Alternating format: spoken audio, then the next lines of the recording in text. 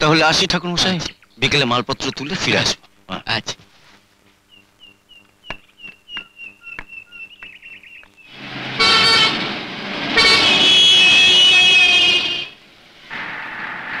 পেন্না মন বাবু।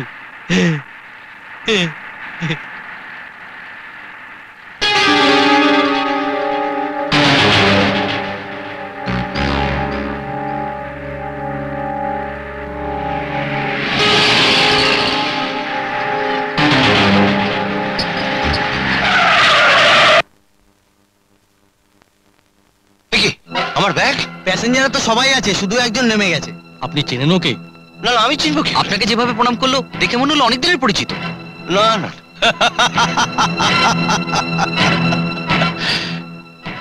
এবার জমবে খেলা। কোথায় রেখেছিস টাকা? ওই জঙ্গলের ভেতর পোড়ো বাড়ির মধ্যে লুকো রাখেছি। ও টাকা তোর, মনে করবি মায়ের দান। যা থানায় গিয়ে রিপোর্ট কর, আর সঙ্গে কিছু লোকজন নিয়ে যাবি। বলবি যে তোদের সন্দেহ হয় যে টাকা চুরির গল্পটা সমস্ত মিথ্যে, আসলে মোহনই টাকাটা সরিয়ে ফেলেছে। ওকে গ্রেফতার করতে বলে সমস্ত রহস্য বেরিয়ে আসবে। যা। আমি দেখতে চাই ওরই সাব ইন্সপেক্টর ভাই ওরই হাতে হাত করা পড়িয়ে কোমরে দড়ি বেঁধে রাস্তা দিয়ে নিয়ে যাচ্ছে। যে ভাইদের জন্য আমার বোনকে অস্বীকার করেছিল সেই ভাই। আমার পর্দা কোনোদিন বিশ্বাস ভঙ্গ করতে পারে না। এসব মিথ্যে কথা, অন্যায়। আর আপনি আমাকে অন্যায় কাজ করতে আদেশ করবেন না স্যার,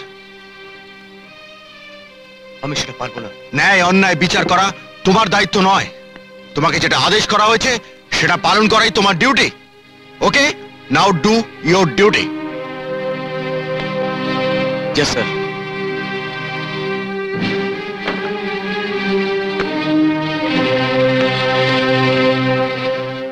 চুরি হোক আর যাই হোক, সব দোষ আমার। মায়ের গচ্ছিত ধন আমি রক্ষা করতে পারিনি, তাই সব দোষ মাথায় নিয়ে আমি সভাপতির পদ ত্যাগ করছি। আর এও আপনাদের কথা দিচ্ছি, 7 দিনের মধ্যে যেমন করেই পারে এই মন্দির ফান্ডে আমি টাকা জমা দেব। কি করবি তুই? কি করবি তুই? ঘর বাড়ি সহায় সম্পত্তি সব বিক্রি করে দিবি? না না, আপনাকে কিছু করতে হবে না। আমরা সবাই বলছি, আমরা আপনাকে বিশ্বাস করি। আমরা সবাই মিলে আপনার সব টাকা তুলে দেব। সবাই দেবো।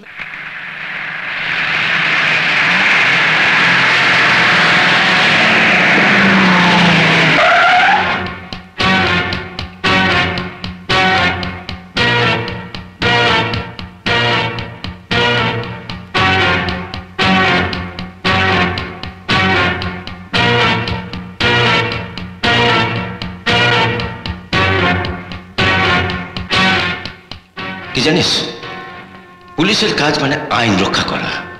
সেখানে বাবা মা ভাই বোন ছেলে পুলে বলে কিচ্ছু নেই। যে অন্যায় করবে তারই শাস্তি পাওয়া উচিত।